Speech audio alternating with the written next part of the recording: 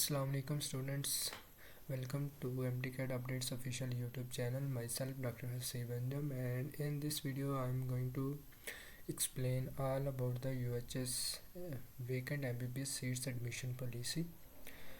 So अगर आप इस YouTube चैनल पे न्यू है तो काइंडली इसके सब्सक्राइब भी कर लें और हमें इंस्टाग्राम और फेसबुक के पेजेस को फॉलो भी कर लें. सो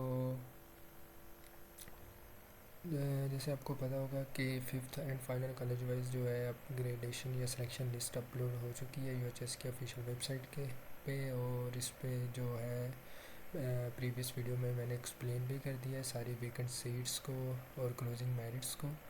तो उसके बाद अब जो है जो बहुत से स्टूडेंट्स को कन्फ्यूजन थी कि अब जो वेकेंट सीट्स रह जाएंगी स्टिल जो फिफ्थ में एमबीबीएस मेरिट लिस्ट के बाद, तो उन वेकेंट सीट्स का क्या होगा और जो है यूएचएस वेकेंट सीट पॉलिसी इस साल भी जो है अपलोड करेगा या नहीं. तो ये सारा हम इस वीडियो में डिस्कस करेंगे. तो सबसे पहले जो है यूएचएस की ऑफिशियल वेबसाइट पे ही जो है लास्ट ईयर की ये जो है ऑफिशियल नोटिफिकेशंस और मेरिट लिस्ट जो है वो आप देख सकते हैं.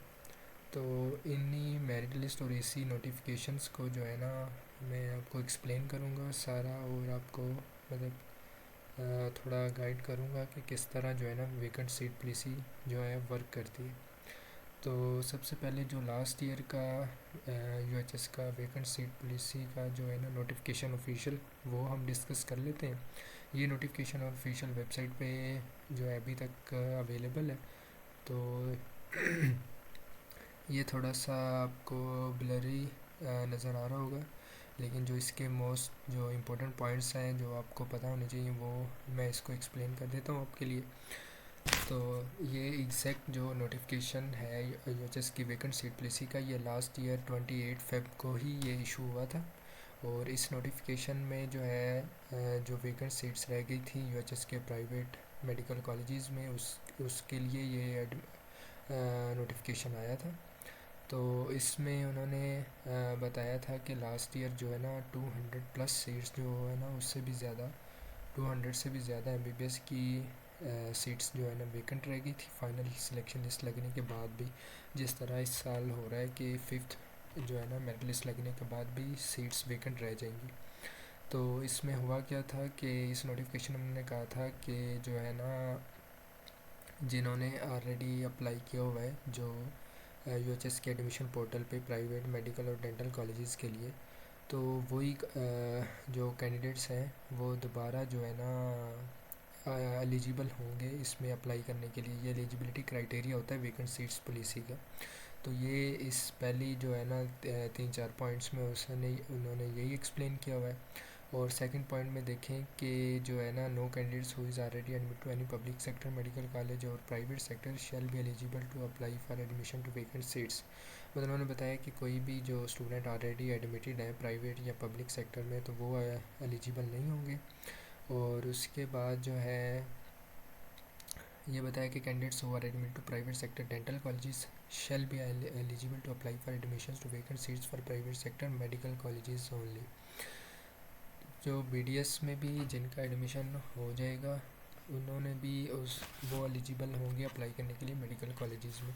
तो ये लास्ट ईयर इस तरह हुआ था कि जो है ना बीडीएस और एमबीबीएस की जो मेरिट लिस्ट एक साथ लगी थी, तो इसलिए उन्होंने जो है ना डेंटल कॉलेजेस वाले स्टूडेंट्स को भी उन्होंने ऑप्शन दिया था कि वो भी वेकेंट एमबीबीएस सीट्स के लिए अप्लाई कर सकते हैं. बाकी इन्होंने एप्लीकेशन प्रोसीजर था उसको जो है थोड़ा एक्सप्लेन किया हुआ है. तो इसमें अगर आप देखेंगे कि जो स्टूडेंट्स पूछ रहे थे कि हम दोबारा से अप्लाई कर सकते हैं पोर्टल पे जो ओपन होगा या नहीं, तो उसके लिए ये जो है ना पहली 2-3 लाइनें आप रीड कर लें. इसमें कहा हुआ है कि candidate shall provide their consent for admission to vacant seats at the following link एक ओपन दिया होगा. और इसमें बताया हुआ है कि no fresh application fee will be required. Portal shall be activated only for accepting consent to admission to vacant seats for existing applicants for private sector medical and dental colleges, and it is not open for the new applicants. तो ये वो point है जो students पूछ रहे थे कि क्या हम दोबारा से न्यू जो है ना अप्लाई कर सकते हैं या नहीं. तो ये जो है ना पॉलिसी होती है वैकेंट सीट्स की कि न्यू एप्लीकेंट्स जो होते हैं ना, जिन्होंने पहले अप्लाई ना किया हो, तो वो नहीं कर सकते। जो ऑलरेडी लिस्ट में मौजूद हैं, जिन्होंने अप्लाई किया हुआ है, सिर्फ उन्हीं के लिए दोबारा से जो है ना एडमिशन पोर्टल ओपन होता है, कंसेंट के लिए, ओनली कंसेंट के लिए। तो ये हमारे पास जो क्राइटेरिया होता है वैकेंट सीट पॉलिसी का। और इसके अलावा जो है इसमें नीचे नीचे 2-3 पॉइंट्स दिए हुए हैं कि वो दोबारा से कैंडिडेट्स हैं जो प्रेफरेंस लिस्ट होती है कॉलेजेस की, उसको भी सिलेक्ट कर सकते हैं, उनको रीअरेंज कर सकते हैं अपने हिसाब से। तो ये भी ऑप्शन यूएचएस ने लास्ट ईयर दिया था वैकेंट सीट पॉलिसी में। और दोबारा से एडमिशन पोर्टल ओपन करके उनको मतलब ऑप्शन दिया था कि वो अपना ऑर्डर ऑफ प्रेफरेंस है कॉलेजेस का, वो भी चेंज कर सकते हैं और अपने जो है ना कंसेंट दे सकते हैं। तो उसका स्केड्यूल क्या था वो ओपन होने का लास्ट ईयर, तो वो एग्जैक्ट जो है ना 1 मार्च से लेके 3 मार्च तक पोर्टल ओपन हुआ था एमबीबीएस के लिए। तो 3 दिन तक के लिए पोर्टल ओपन था, जिसमें कैंडिडेट्स ने अपनी कंसेंट देनी थी या अपने जो ऑर्डर ऑफ प्रेफरेंस है कॉलेजेस का वो चेंज कर सकते थे। तो 3 दिन पोर्टल ओपन हुआ था। उसके बाद जो ऑर्डर ऑफ मेरिट डिस्प्ले हुआ था, जो कैंडिडेट्स जिन्होंने कंसेंट दी थी, तो वो 4 मार्च को हो गया था। उसके बाद जो है इसके जो कैंडिडेट्स होते हैं उनको जो कॉल की जाती है कि वो एडमिशन कमेटी के सामने अपीयर हो, तो वो 5 मार्च को उनको बुलाया गया था यूएचएस की एडमिशन का जो है ना कमेटी के सामने। फिर उनको कॉलेजेस एलोकेट किए गए थे, और जो फिर उसके बाद जो है ना उनको फ़ी डिपॉज़िट करने के लिए भी 3 दिन दिए गए थे 8 मार्च तक। तो ये सारा था लास्ट ईयर का जो है यूएचएस वैकेंट सीट्स की जो एडमिशन पॉलिसी थी, उसका सारा स्केड्यूल था। तो ये एग्जैक्ट इसी मंथ के लास्ट पे जो है ना, जैसे कि 28 फेब को नोटिफिकेशन ये इशू हुआ था, उसके बाद 1 से 3 मार्च तक ये पोर्टल ओपन हो गया था कंसेंट के लिए। तो ये एग्जैक्ट वही चीज़ है जो इस साल भी आपको पॉसिबल है कि ये सेम रिपीट हो, यूएचएस जो है दोबारा से इस तरह का कोई नोटिफिकेशन ओपन करे। तो क्योंकि 5th जो कॉलेज वाइज सिलेक्शन लिस्ट है, इसके बाद भी जो है ना 180+ के सीट्स जो है ना अभी तक जो वेकेंट थी, जो लास्ट वीडियो में मैंने डिस्कस किया है। तो अभी आपको बताया कि जो इस सिलेक्शन लिस्ट के बाद भी जो है ना 100 या 50+ सीट्स हैं वो स्टिल वेकेंट रह जाएंगी, क्योंकि सारे बच्चे फ़ीस सबमिट नहीं करवाएंगे। तो उन सीट्स के ऊपर दोबारा से ये एडमिशन जो है ना पॉलिसी आ जाएगी। तो ये था लास्ट ईयर का नोटिफिकेशन जो है वैकेंट सीट पॉलिसी का, इसको मैंने एक्सप्लेन किया। इससे आपको आइडिया हो क्या होगा काफ़ी हद तक कि एलिजिबिलिटी क्या है और इसका प्रोसीजर क्या होता है, जो वैकेंट सीट्स जो होती हैं उसके ऊपर मतलब किस तरह ये वर्क करती है। और नेक्स्ट इसके बाद क्या हुआ था कि ये जो है लास्ट ईयर जो जिन बच्चों ने जो है ना अपनी कंसेंट दे दी थी, वो जो अब एडमिशन पोर्टल ओपन हुआ था, तो उन कैंडिडेट्स की ये लिस्ट लगाई गई थी। और उसमें ये आप देख सकते हैं कि इसमें ऑप्शन दिया गया था उन सारे स्टूडेंट्स को कि जो एमबीबीएस प्रोग्राम को ज्वाइन नहीं कर सके थे किसी भी रीज़न की वजह से, या वो फ़ीस सबमिट नहीं करवा सके थे, तो उनको भी ये ऑप्शन दिया था कि वो दोबारा से कंसेंट दें अपनी। और दूसरे थे जो वेटिंग लिस्ट में थे स्टूडेंट्स, उनको भी उनके लिए भी ऑप्शन अवेलेबल था। तो वो दोनों स्टूडेंट्स हैं ना, उन्होंने अपनी कंसेंट दी थी।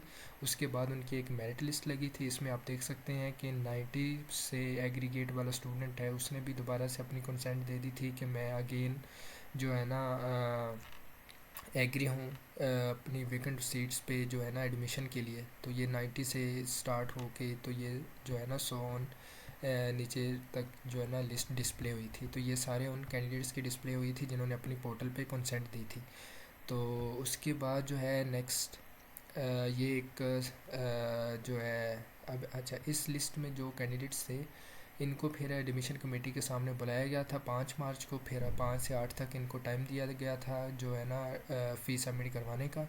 और उसके बाद नेक्स्ट क्या हुआ था, जो 7 मार्च को, ये जो 7 मार्च को तो अगेन एक नोटिफिकेशन आया था यूएचएस का। उसमें उन्होंने ये एक्सप्लेन किया हुआ है कि पहले मरहले पर 7 मार्च को फहरिस्त में मौजूद 121 जो है ना उम्मीदवारों को सिलेक्शन के लिए बुलाया गया था एडमिशन कमेटी के सामने।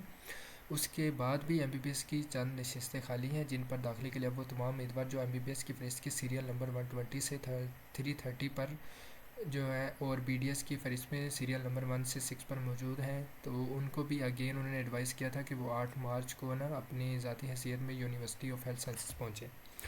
तो इसमें जो ये सीरियल नंबर बताया हुआ है 122 से 330, ये सीरियल नंबर ये इस मेरिट लिस्ट वाला है। इसमें आप देखें कि जो 1 से लेके 121 स्टूडेंट्स को है ना 5 से लेके 7 मार्च तक, तो ये एडमिशन कमेटी के सामने जो है ना चले गए थे। तो इन्होंने मतलब फ़ीस सबमिट करवाई थी, उसके बाद भी जो है ना सीट्स वेकेंट रह गई थी। उसके बाद ये यूएचएस का नोटिफिकेशन आया था, इसमें दोबारा उन्होंने 122 से लेके 333 तक के स्टूडेंट्स को अगेन बुलाया था।